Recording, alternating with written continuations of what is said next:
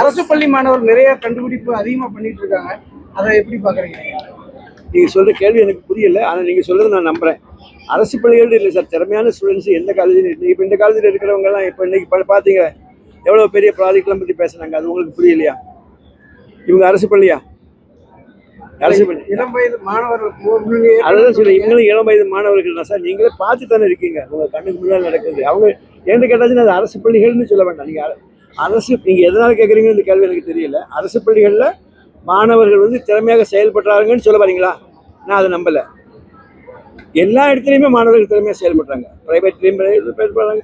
அந்த மாணவர்களும் அந்த மேனேஜ்மெண்ட் அரசாக இருந்தாலும் சரி ப்ரைவேட்டாக இருந்தாலும் சரி அவங்க எந்த அளவுக்கு என்கரேஜ் பண்ணுறாங்களோ அதை பொறுத்து தான் அந்த மாணவர்களுடைய திறமை வருது. பள்ளிகளில் சயின்ஸ் எஜுகேஷன் எப்படி இருக்குன்னு நினைக்கிறீங்க? அப்போ இருந்துட்டு இருக்கிறது எனக்கு திருப்தியாக தான் இருக்குது. ஆனால் இன்னும் இப்போ இந்த புதிய எஜுகேஷன் பாலிசிக்கு அது ஒரு கான்ட்ரவர்சி, அதை பற்றி நான் பேச விரும்பலை சார். இந்த மழை புயல் கணிக்கிறது வந்து நம்ம இன்னும் பின்தங்கி இருக்கிறதா ஒரு குற்றச்சாட்டு இருக்கு. யார் சொன்னாங்க? நான் கேட்குறேன், ஒடிசால வந்து இப்படி வருதுன்னு சொன்னது தப்பா போச்சா? கரெக்டாக இருந்தா இல்லைன்னா தப்பா? நீங்க இப்படி தப்பான்னு சொல்றீங்க சார். முதல்ல வந்து அது என்னன்னு நீங்க புரிஞ்சுருங்க. இல்லை சார், இது வந்து ஒரு ப்ராபபிலிட்டி தியரி. ப்ராபபிலிட்டி தியரின்னு சொல்லும் போதே அன்சர்டனிட்டி இருக்குதான்னு அர்த்தம். இப்படி வரலாம் அப்படி வரலாம். இப்போ நம்ம நினைக்கிறோம் இந்த சுழல் காற்று இந்த இடத்துல இருந்து இந்த மைல் வேகத்தில் போகும் நம்ம நினைக்கிறோம். எப்படி நினைக்கிறோம்? இதுக்கு மிந்தி வந்த ஸ்பீடை வச்சு. அது பாட்டுக்கு நீங்கள் உங்கள் வேலையை பார்த்துட்டு போங்க, நான் இங்கே உட்காந்துருப்பேன். என்ன செய்வாங்க? உங்களுடைய கணிப்பு தப்பாக இருந்தாலும் போகும். அதுதான் ப்ராபபிலிட்டி. சார், இன்னும் வந்து இந்தியா வந்து பாதுகாப்பு என்னெல்லாம் டெவலப்மெண்ட் பண்ணணும்னு நினைக்கிறீங்க? என்னெல்லாம் டெவலப்மெண்ட் பண்ணணும்னு நம்ம நினைக்கிறோமோ அதெல்லாம் பண்ணிட்டு இருக்காங்கன்னு மாத்திரம் தெரிஞ்சுக்கிட்டு போகிறோம். உங்களுக்கு தெரியலையா? நீங்கள் கண்ணு நேரம் பார்த்துட்டு இருக்கீங்கல்ல.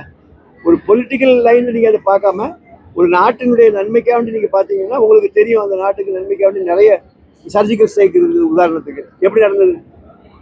நீங்கள் ஒரு பக்கத்தில் வந்து பொலிட்டிக்கலாக சர்ஜிக்கல் ஸ்ட்ரைக் நடக்கவே இல்லைன்னு பேசிட்டு இருக்கீங்க, அது வேற.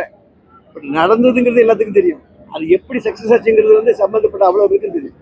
பாதுகாப்புங்கிறது வேற அதிகாரிகள் கொண்டு பிரதமர் வரைக்கும் இருக்கிற பொதுமக்களுக்கும் இருக்கு. அதுல உயர் அதிகாரிகளுக்கு ரொம்ப அச்சுறுத்தலா இருக்கு. அது எப்படி நம்ம இந்தியா சமாளிக்க போகுது? வேற ஏதாவது டெவலப்மெண்ட்? பாதுகாப்பு இந்த இண்டிவிஜுவல்ஸ் கேட்குறீங்களா? அது எப்படி ஒண்ணுமே நம்ம சாட்டிலைட் பண்ண முடியாது, ஒண்ணும் பண்ண முடியாது. ஆமா சார், நீங்க சொல்லக்கூடியது நல்ல யோசனை பண்ணி பாருங்க. நீங்களே இந்த கேள்வியை யோசனை பண்ணி பாருங்க. யாரால காப்பாற்ற முடியும்? சாட்டிலைட்டால காப்பாற்ற முடியாது.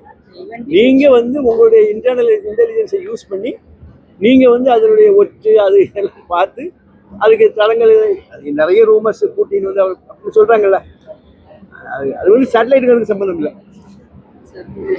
ககன்யான் வந்து இன்னும் 10 வருஷத்துக்கு முன்னாடியே வந்திருக்கும்னு அப்படியே சொல்லியிருந்தீங்க. 13 வருஷத்துக்கு முன்னாடி விபத்து ஏற்படலைன்னா 13 வருஷத்துக்கு முன்னாடியே வந்திருக்கும். இன்னும் கொஞ்சம் அடுத்த ஸ்டெப் போய்ட்டு சொன்னீங்க. என்ன மாதிரியான ஸ்டெப் போயிருக்கோம்? டீப்பர் ஸ்பேஸ்னா அடுத்த ஸ்டெப்னா மார்ஸுக்கு போகிறது. அது 3 மனுஷன் அனுப்பக்கூடியது 2040 பேசணும். இப்போ 2040 2030 சொல்லியிருப்போம், தெரியலையா? இல்லை 10 வருஷத்துக்கு முந்தி. பட் அதை வந்து என்னன்னு கரெக்டாக சொல்ல முடியாது. நம்மளை பொறுத்த மட்டும் நம்ம அந்த விபத்தினால ஏற்பட்ட விளைவு வந்து இத்தனை வருஷத்துக்கு நம்ம லாகிங் பிஹைண்ட். நிறைய ப்ராஜெக்ட்ஸ் பார்த்துருக்கீங்க இந்த ஈவெண்ட்ல. நிறைய கவர்மெண்ட் ஸ்கூல் ஸ்டூடெண்ட்ஸ் எல்லாமே நிறைய ப்ராஜெக்ட்ஸ் பண்ணி புதுசாக ரெனோவேஷன்ஸ் கண்டுபிடிச்சிருக்காங்க. இது எப்படி சார் பார்க்குறீங்க? எப்படி சார் கவர்மெண்ட் ஸ்டூடெண்ட்ஸ் அதிகமாக ஸ்டூடெண்ட்ஸுக்கு நான் சொல்ல வர்றதை நான் சொன்னேன். அதாவது நீங்கள் உங்களுக்கு பிடிச்சதை படிங்க, யாரும் சொல்கிறத கேட்டு படிக்காதீங்க. இன்றைக்கி வந்து நம்ம எல்லாருமே ஒரு தவறான ஒரு கருத்துக்கு போயிட்டு இருக்கோம். எப்படின்னா, அப்பா அம்மா நினைக்கிறாங்க ஒன்று அவன் என்ஜினியர் ஆகணும் அல்லது டாக்டர் ஆகணும். இந்த ரெண்டு தான் அவங்களுக்கு தெரிஞ்ச ஒரு தொழில். அது வந்து இப்போ டாக்டருக்கு உள்ளதும் கொஞ்சம் பிரச்சனை இல்லாட்டாலும் இன்ஜினியருக்கு வந்து இப்போ நாங்கள் படிக்கிறது செய்யலாம் 6 காலேஜ் 720 சீட்ஸ் மொத்தமே. அது கோயம்புத்தூர் மாத்திரம் 3 காலேஜ். அப்படிப்பட்ட ஒரு சூழ்நிலை இன்னைக்கு மாறி 500 சில்லற காலேஜ் இருக்கு.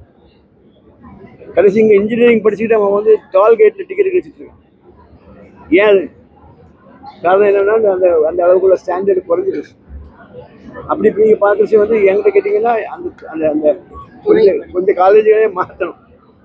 இந்த காலேஜே வந்து நீங்கள் வந்து துணிஞ்சு எடுக்கக்கூடிய தீர்மானங்கள்.